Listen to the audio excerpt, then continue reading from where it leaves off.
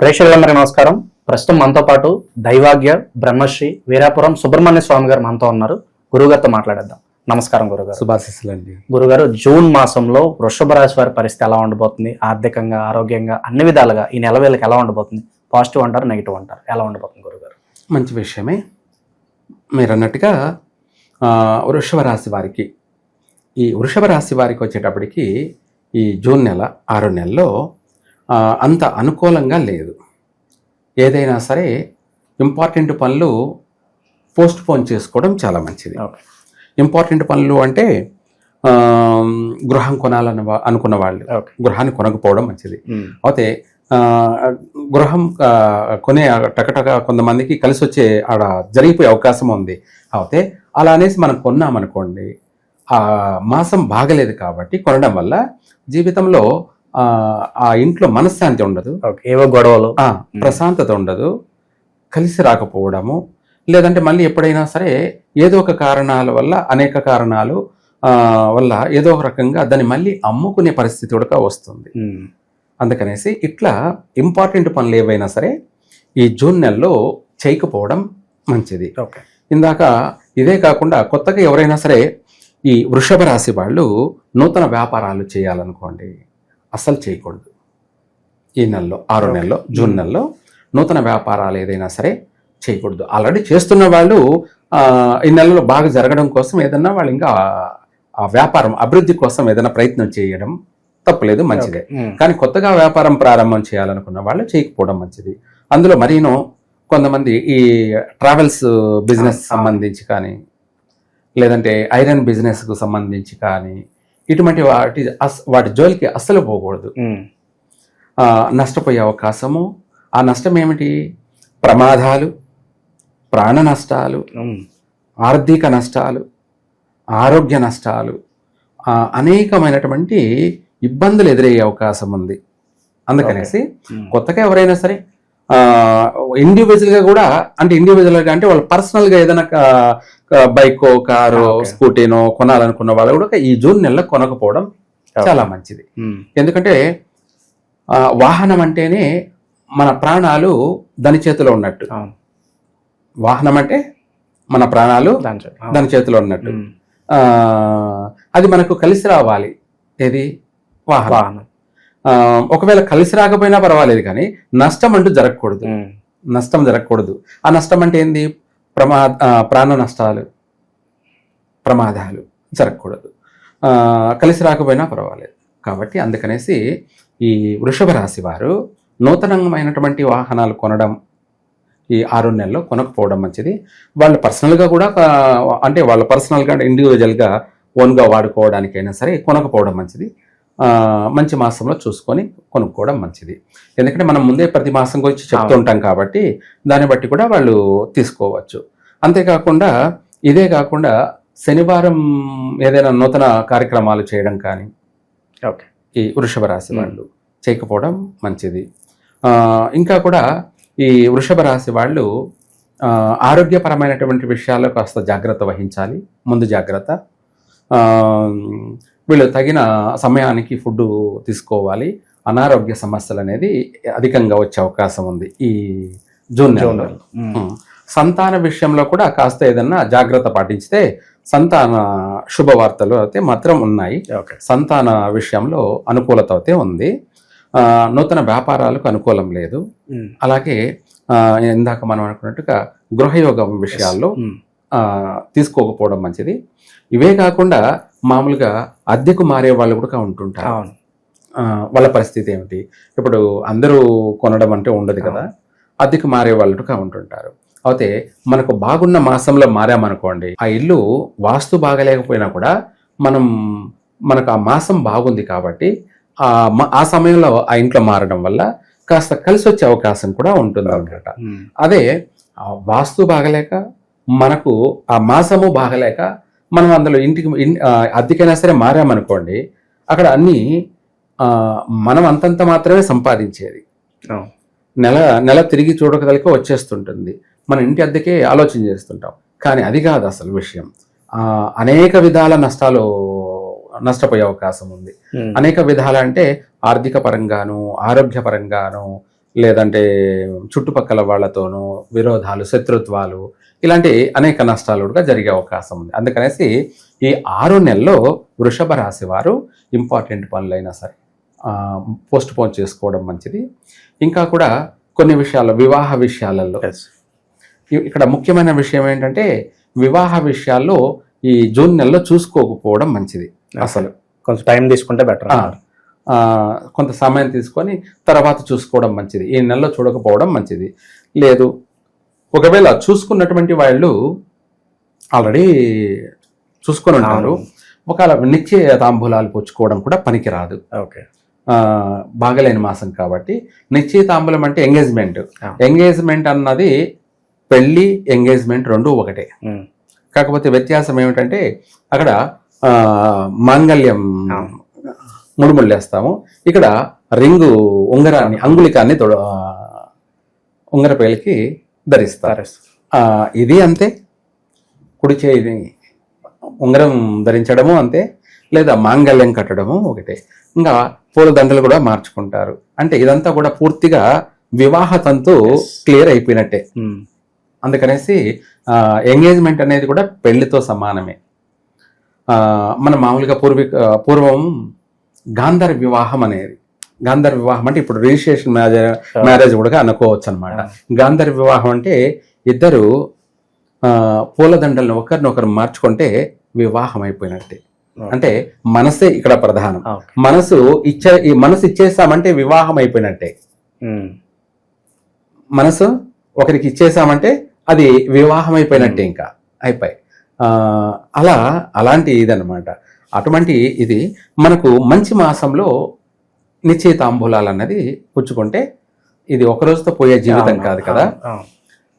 భార్యాభర్తలు కలిసిమెలిసి ఒకరి పట్ల ఒకరిని అర్థం చేసుకుంటూ ఒడిదుడుకులన్నింటినీ కూడా ఇద్దరు కలిసి ఎదుర్కొంటూ ప్రతి దాన్ని సమర్థవంతంగా ఎదుర్కొని ఇద్దరు సఖ్యతగా, సౌఖ్యంగా, సుఖంగా కలిసిమెలిసి జీవించాలి కాబట్టి, సుఖంగా జీవించాలి కాబట్టి మంచి మాసంలోనే ఎంగేజ్మెంట్ చేసుకోవాలి.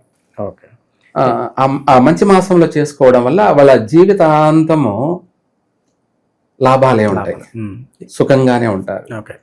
ఎటువంటి సమస్యలు వచ్చినా వాటికి వాళ్ళు కృంగిపోకుండా వాటిని అన్నిటిని కూడా వాళ్ళు తిప్పి కొట్టుకుంటూ కలిసిమెలిసి జీవిస్తూ ఉంటారనమాట.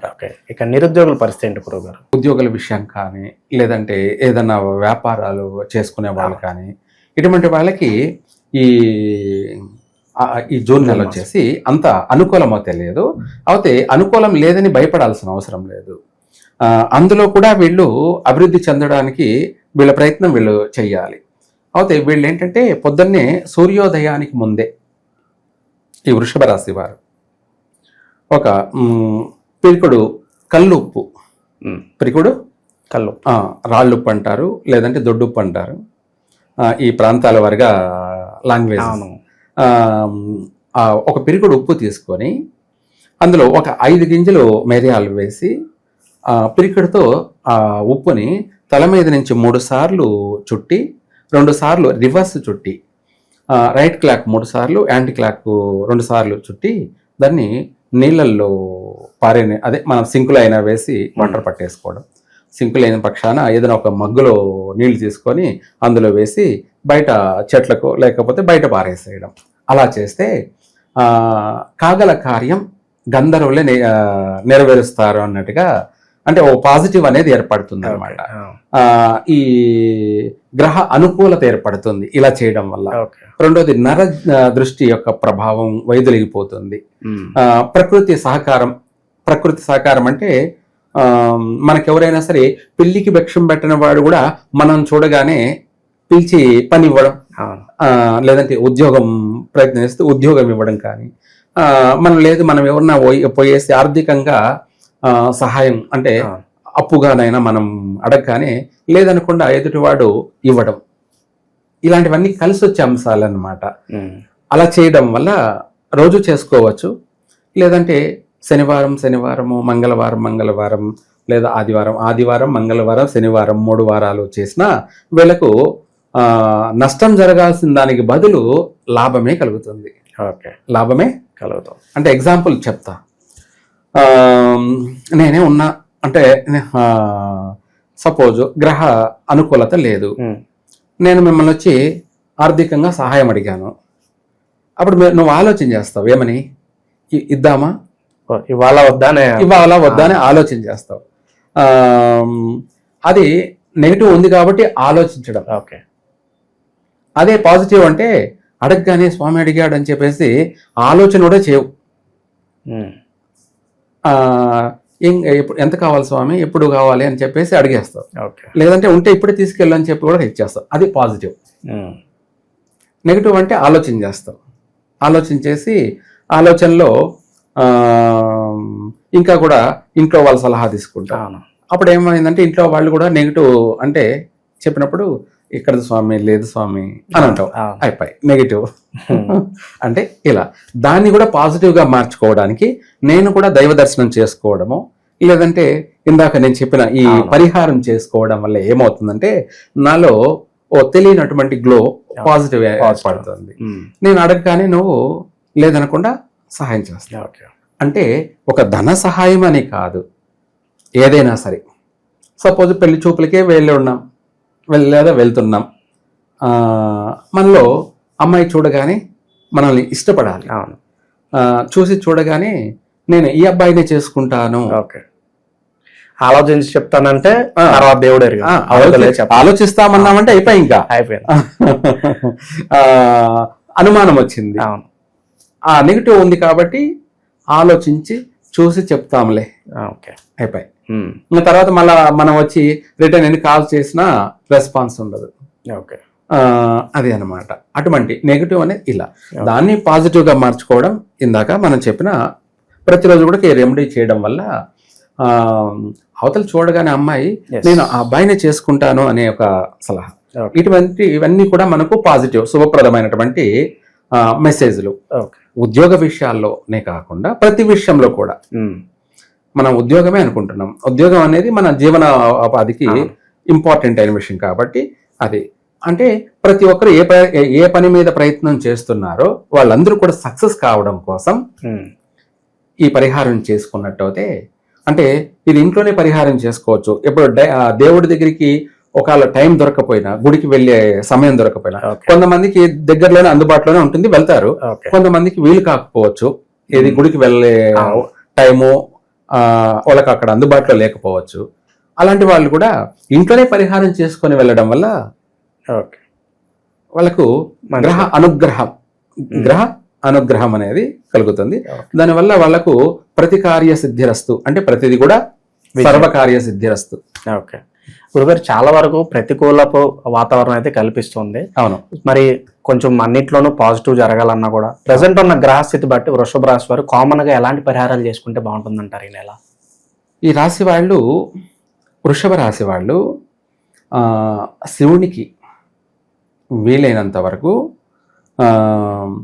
బెల్ల పొంగలి, బెల్లం అంటే బెల్లము, అన్నము, కుంకుమ పువ్వు వేసి, కుంకుమ పువ్వు వేసి బెల్లంలో కుంకుమ పువ్వు అలాగే అన్నం, రైస్ 3 కలిపి వాళ్ళు నెయ్యి వేసి బెల్ల పొంగలి చేసి దాన్ని తీసుకువెళ్ళి శివుడికి మంగళవారం రోజైనా సరే లేదంటే శనివారం రోజైనా సరే అభిషేకం జరిపించాలి.